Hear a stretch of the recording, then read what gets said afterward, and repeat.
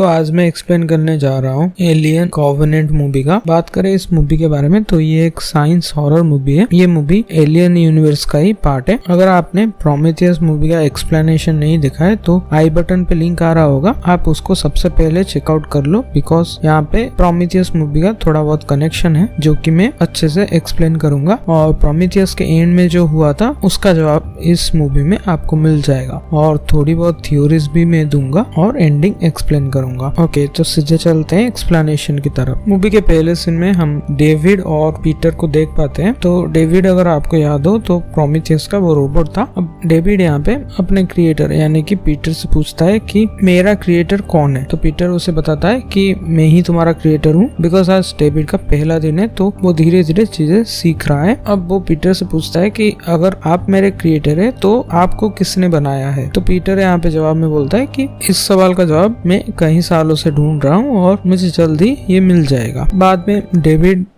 बड़ा ही अजीब बात बोलता है। वो बोलता है कि आप बूढ़े होके मर जाओगे लेकिन मैं तो नहीं मरूंगा। तो सुपीरियर कौन हुआ? तो इस बात का जवाब पीटर नहीं देता। अब ये बात से आप थोड़ा बहुत डेविड का बिहेवियर जान सकते हो, उसका बिहेवियर कैसा होने वाला है और वो खुद को क्या समझता है। अब मैं आगे जाके डिटेल वे में बताऊंगा। नेक्स्ट, प्रोमेथियस में जो भी हुआ वो सारा इवेंट्स होता है, ये सब प्रोमेथियस के पहले हुआ है। तो प्रोमेथियस के मूवी में जो भी दिखाया गया वो होने के बाद 10 साल के बाद कहानी टेक प्लेस करती है। हमें दिखाया जाता है कि कॉवेनेंट शिप में 2000 कॉलोनिस्ट और 25 क्रू मेंबर ओरिगाई 6 नामक एक ग्रह पे जा रहे हैं कॉलोनाइज करने के लिए, मतलब नया घर बसाने के लिए। अब 2000 जो लोग थे वो आम इंसान थे, ना कि साइंटिस्ट, लेकिन 25 क्रू मेंबर वो पूरे के पूरे साइंटिस्ट ही थे। यहाँ पे हम देख पाते हैं वाल्टर नाम के एक रोबोट को। अब वाल्टर हूबहू डेविड जैसा दिख रहा था बट वो डेविड नहीं है। यहाँ पे हम देखते हैं कि कुछ टेक्निकल ग्लिच की वजह से सबको, मतलब जितने भी क्रू मेंबर्स थे उन लोगों को जागना पड़ता है। वो लोग हाइबरनेशन में थे जैसा कि हमने प्रोमेथियस में देखा था। अब ये लोग स्लीपिंग चैम्बर से निकलते हैं बट उन लोगों का कैप्टन स्लीपिंग चैम्बर में कुछ खराबी आ जाती है, इसीलिए वहां पे जल के वो मारे जाते हैं। यहाँ पे कैप्टन जैक मारे जाते हैं और हम देखते हैं डैनियल्स को। डैनियल्स उनकी वाइफ थी। अब वहाँ पे जितने क्रू मेंबर्स है सब कोई इमोशनल थे बट शिप को एक नया कैप्टन की जरूरत है। तो नया कैप्टन बनता है क्रिस्टोफर, जो कि सेकंड इन लीड था। यहाँ पे वाल्टर और डैनियल की कन्वर्सेशन से हमें पता चलता है कि डैनियल और जैक ये दोनों मिलके ओरिगाई 6 मतलब जो ग्रह पे ये लोग जा रहे थे वहां पे एक रियल वुड से छोटा सा कैबिन बनाने वाले थे। अब ये कन्वर्सेशन इम्पोर्टेंट है बिकॉज लास्ट में इसका कनेक्शन है। अब नेक्स्ट हम देखते हैं वही टेक्निकल ग्लिच को ये लोग मिलके ठीक करते हैं और नेक्स्ट उन्हें एक अजीब सा सिग्नल मिलता है। अब ये सिग्नल स्कैन करने पर इनको पता लगता है कि ये पास ही के एक ग्रह से आ रहा है। अब इस ग्रह को स्कैन करके इनको पता लगता है कि ये सिग्नल किसी ह्यूमन का है और ये जो ग्रह है वो ओरिगाई 6 से ज्यादा ह्यूमंस के एनवायरमेंट के लिए सुइटेबल है और ओरिगाई 6 तक पहुंचने में इनको करीब 7 साल लगेगा और कोई भी स्लीपिंग चैम्बर्स में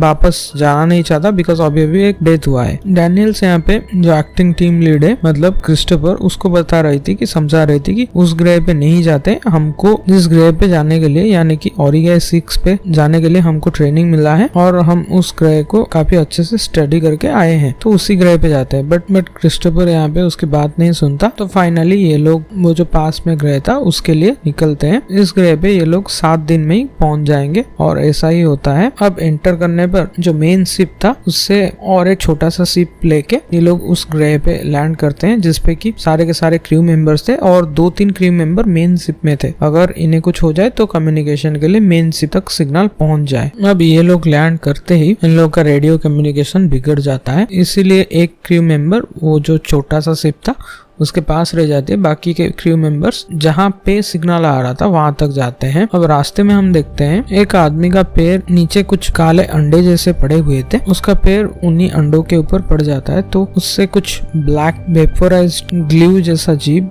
बड़ा ही अजीब चीज निकलता है और वो उस आदमी के कान में घुस जाता है। ऑब्वियसली ये चीज बहुत छोटा था इसीलिए उस आदमी को पता भी नहीं चला। नेक्स्ट हम देखते हैं सेम टाइप का चीज और एक आदमी के साथ भी होता है। अब ये लोग प्रोमीथियस शिप को ढूंढ लेते हैं जहाँ पे सिग्नल आ रहा था। और जैसे हमने प्रोमीथियस मूवी में देखा था, एक स्विच को दबाने पर वहाँ पे प्रोजेक्शन चल रहा था, वैसे ही यहाँ पे प्रोजेक्शन चल रहा था और उनको वहाँ पे डॉक्टर सॉ का भी, एलिजाबेथ सॉ का भी डॉग टैग मिलता है और साथ ही साथ उस प्रोजेक्शन में भी साफ साफ वो दिख रही थी। अब इन लोगों को पता चल चुका था कि ये आवाज कहाँ से आ रहा है, बट डॉक्टर सॉ कहीं पे दिखाई नहीं देती। तभी अचानक से उन दोनों की तबीयत खराब हो जाती है, मतलब जिन दोनों के अंदर वो चीज घुस गया है या फिर जीव घुस गया है। अब बाकी लोगों को कुछ समझ नहीं आ रहा था अचानक से इनकी तबीयत क्यों खराब हुई। इनको लग रहा था कि कुछ इन्फेक्शन है। उनमें से एक आदमी को कंटेंट किया जाता है, वो जो छोटा सा शिप था वहां तक वो ले जाते हैं। उसके साथ और एक क्रू मेंबर थी। अब तीसरा क्रू मेंबर भी आती है, बट वो देखती है कि उसका बैकबोन जो है वो फट रहा है। तो ये देख के वो बहुत डर जाती है और ये इन्फेक्टेड है ये बोल के इन दोनों को एक ही कमरे में बंद करके चली जाती है। नेक्स्ट यहाँ पे वो जो और एक क्रू मेंबर थी वो दरवाजा पीट रही थी, बट ऑब्वियसली ये लड़की दरवाजा नहीं खुलेगी। अब हम देखते हैं प्रोमीथियस के पहले पार्ट में जैसे इंजीनियर्स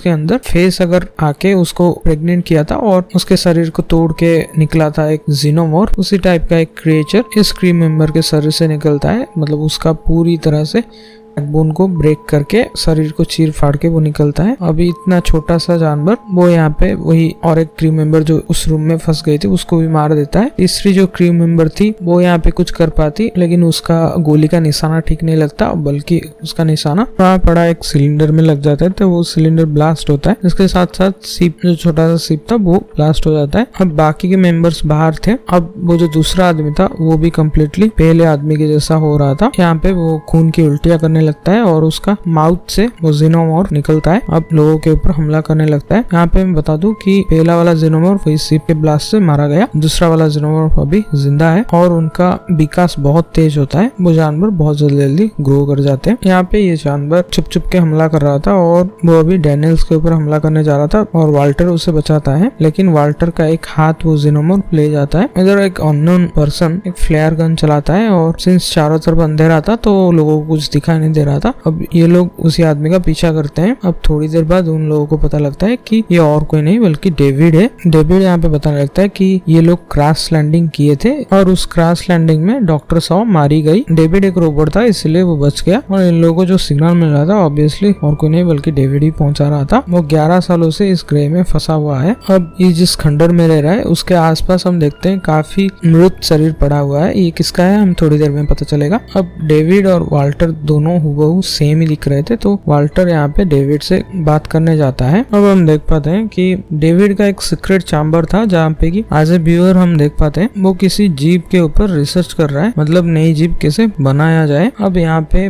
वाल्टर और डेविड की थोड़ा बहुत बातचीत होता है। डेविड यहाँ पे उसको बताने लगता है कि वो किसी नई स्पेसीज के ऊपर, लाइफ फॉर्म के ऊपर रिसर्च कर रहा है क्योंकि वो सबसे बड़ा क्रिएटर बनना चाहता है, यहाँ तक कि वो इंसानों से भी ऊपर खुद को मानता है। अब ये बात सुन के वाल्टर थोड़ा बहुत स्केप्टिकल था। यहाँ पे वो उसको बोलता है कि तुम नई चीज सीख सकते हो और कर सकते हो, बट वाल्टर को ऐसा बनाया गया है कि वो केवल इंस्ट्रक्शन फॉलो करता है, ना कि नई चीज वो बना नहीं पाता।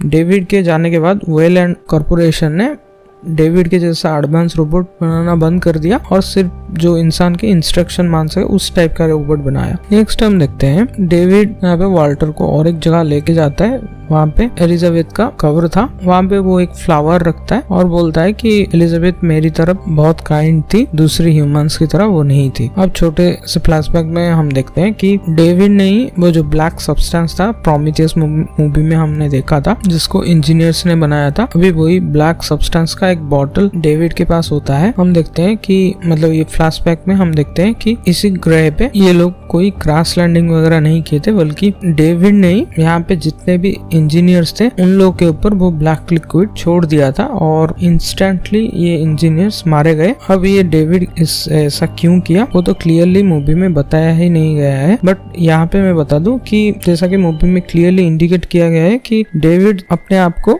सबके ऊपर मानता था और वो अल्टीमेट क्रिएटर बनना चाहता था, इसलिए वो ह्यूमैनिटी को तो हेट करता था और उससे ऊपर मतलब ह्यूमंस को जिसने क्रिएट किया यानी कि इंजीनियर्स, उनको भी हेट करता था, कहीं ना कहीं हेट करता था। और इंजीनियर कहीं ना कहीं उसके लिए खतरा भी बन सकते हैं, बिकॉज अगर इंजीनियर नहीं रहते तो उसको चैलेंज करने वाला कोई नहीं है, मतलब डेविड को चैलेंज करने वाला कोई नहीं है। इसीलिए ये सब सोच के डेविड ने ये ब्लैक लिक्विड उनके ऊपर गिरा दिया होगा। खैर, तो आगे बढ़ते हैं मूवी की तरफ। दूसरी तरफ हम देखते हैं और एक टीम मेंबर को, वो जो जेनोमॉर्फ छोटा सा था अभी वो बहुत बड़ा हो चुका है, वो उसको मार देता है। इसी टीम मेंबर का पीछा कर रहा था अभी जो कैप्टन है मतलब क्रिस्टोफर। अब हम देखते हैं कि डेविड भी वहाँ पे था और वो काइंड ऑफ उस जेनोमॉर्फ को कंट्रोल कर पा रहा था, और तभी वहाँ पे क्रिस्टोफर आ जाता है। डेविड उससे बताने लगता है कि इस क्रिएचर को मत मारो, मतलब गोली मत चलाओ। अब क्रिस्टोफर ऑब्वियसली गुस्से में उस क्रिएचर को मार देता है और गुस्से में वो डेविड को बोलता है कि यहाँ पे चल क्या रहा है, तुम बना क्या रहे हो, अभी का अभी बताओ, नहीं तो मैं भी तुम्हें मार दूंगा। डेविड यहाँ पे बोलता है कि मेरे पीछे आओ, और हम देख पाते हैं कि डेविड का इविल प्लान क्या था। डेविड एक्चुअली में इतने सालों से जेनोमॉर्फ मतलब वही जो एलियन क्रिएचर है उन लोगों के ऊपर ही रिसर्च कर रहा था, इनको कैसे कंट्रोल किया जाए, इनको कैसे बनाया जाए। और उसने एलियन क्वीन जैसे अंडा देती है और उसके अंडे से फेस अगर निकलता है, और फेस अगर इंसान या फिर कोई भी क्रिएचर के ऊपर अटैक करके उसे प्रेग्नेंट करता है और उसके अंदर से जेनोमॉर्फ निकलता है। ये कंप्लीट लाइफ साइकिल है, लेकिन एक सिर्फ और सिर्फ क्वीन ही दे सकती है, एलियन क्वीन। तो इतने सालों से रिसर्च करके फाइनली उसने फाउंड आउट कर दिया था, मतलब डेविड ने फाउंड आउट कर दिया था कि कैसे ये सब करना है। और इन अंडों को चाहिए बहुत सारे ह्यूमंस, इसीलिए वो जानबूझ के यहाँ पे इन लोगों को ट्रैप किया है। अब क्रिस्टोफर के वजह से मैं यहाँ पे बता दूं कि क्रिस्टोफर के वजह से ये सब हुआ है, बिकॉज डैनियल तो बोल रही थी कि जिस ग्रह पे जा रहे हैं वहां पे चलते हैं, ना कि ये ग्रह पे। क्रिस्टोफर के गलत डिसीजन की वजह से यहाँ तक ये लोग पहुंचे और अभी तक more than half of the crew members are already dead. अब क्रिस्टोफर यहाँ पे पागलों की तरह उस अंडे के पास जाता है और ऑब्वियसली उस अंडे से फेस अगर निकलता है और वो क्रिस्टोफर को अटैक करके मार देता है, और उसमें से निकलेगा एक जेनोमॉर्फ। उसका पीछा करते हुए बाकी के टीम मेंबर्स आते हैं और अभी तक सबको डेविड के प्लान के बारे में भी सब कुछ पता चल चुका था। और यहाँ पे हम एलिजाबेथ की लाश भी देख पाते हैं, यानी कि एलिजाबेथ के ऊपर इसने डेविड ने एक्सपेरिमेंट किया होगा। लेकिन अब तक लोगों का जो रेडियो नहीं चल रहा था, फाइनली डैनियल एक मैसेज पहुंचा पाती है ऊपर शिप की तरफ, मतलब जो मेन शिप था वहां तक मैसेज पहुंचा पाती है, बिकॉज अभी अभी उन लोगों का रेडियो चल रहा है। और ऊपर से एक बंदा आता है। इधर हम देख पाते हैं कि डेविड और वाल्टर की फाइट होती है। तो इस फाइट में कौन जीता वो हमें दिखाया नहीं जाता, बल्कि सीन कट हो जाता है और हम देखते हैं अकेले उस केव से डैनियल ही बच के बाहर निकल पाई है। बाकी के सारे लोगों के ऊपर फेस अगर्स ने अटैक कर दिया था और डैनियल जैसे तैसे करके उधर से निकल पाई, और वो जल्द से जल्द वो जो और एक छोटा शिप ऊपर से आ रहा था उसके अंदर चली जाती है। लेकिन उसके पीछे पीछे और एक जेनोमॉर्फ यानी कि वही एलियन आ रहा था बड़ा सा, और हम देखते हैं वाल्टर या फिर डेविड इनमें से एक, बिकॉज ये दोनों एक की तरह से दिख रहे थे, तो एज ए व्यूअर हमें दिखाई नहीं देता कौन ये फाइट जीता। तो इनमें से एक रोबोट इसी शिप तक आता है और यहाँ पे हम एक बड़ा सा बेहतरीन फाइट देखते हैं जहाँ पे कि डैनियल सक्सेसफुली उसी जीप को काट देती है, और उन लोगों का जो एसिडिक ब्लड था, मतलब जेनोमॉर्फ का एसिडिक ब्लड होता है, उससे भी वो बचती है। खैर ये लोग सब कोई वापस शिप में आ गए थे, बट थोड़ी देर बाद एक अलार्म बजता है और अननोन स्पीशीज फाउंड करके एक अलार्म बज रहा था, और इनको पता लगता है कि एक छोटा सा जेनोमॉर्फ उनके शिप में आ चुका है और ये जेनोमॉर्फ बहुत रैपिडली ग्रो कर रहा था। अब फाइनली ये लोग उसे ट्रैप करके साथ में मिलके हरा देते हैं। अभी हम देखते हैं क्रू मेंबर से 2 लोग ही बचे थे, एक थी डैनियल और दूसरा टेनिस को डैनियल से यहाँ पे बोलते हैं कि हम लोग ओरिगा 6 में जा रहे हैं, स्लीप चैम्बर्स में आप चले जाइए। तो वो वही करता है और खुद भी स्लीपिंग चैम्बर में वो जा रही थी, मतलब डैनियल खुद अपना स्लीपिंग चैम्बर में जा रही थी। तभी वो वाल्टर या फिर डेविड इन दोनों में से जो भी बंदा वहाँ पे खड़ा था उसको वो बोलती है कि हम साथ में मिलके वो जो वुड हम लेके जा रहे हैं उसी वुड से एक कैबिन बनाएंगे। अगर आपको याद होगा मूवी के पहले कुछ सीन में, मतलब मैंने एक्सप्लेनेशन किया था ऑलरेडी, मैंने ये बात को याद रखने के लिए बोला था। डैनियल उस टाइम वाल्टर को बोल रही थी कि वो और उसका पति यानी कि जैक जो कि मर चुका है स्लीपिंग चैम्बर में आग लगने से, उसके साथ वो मिलके नए ग्रह पे एक कैबिन बनाना चाहती थी। तो ये बात केवल वाल्टर को ही मालूम है, मतलब सामने जो खड़ा है वो पर्सन वाल्टर नहीं है, बल्कि पर्सन तो नहीं है, वो एक रोबोट है। तो ये रोबोट वाल्टर नहीं है बल्कि डेविड है। डेविड को इस कन्वर्सेशन के बारे में कुछ पता नहीं था, इसीलिए वो कुछ रेस्पॉन्ड नहीं करता। तो इसको देख के डैनियल समझ जाती है कि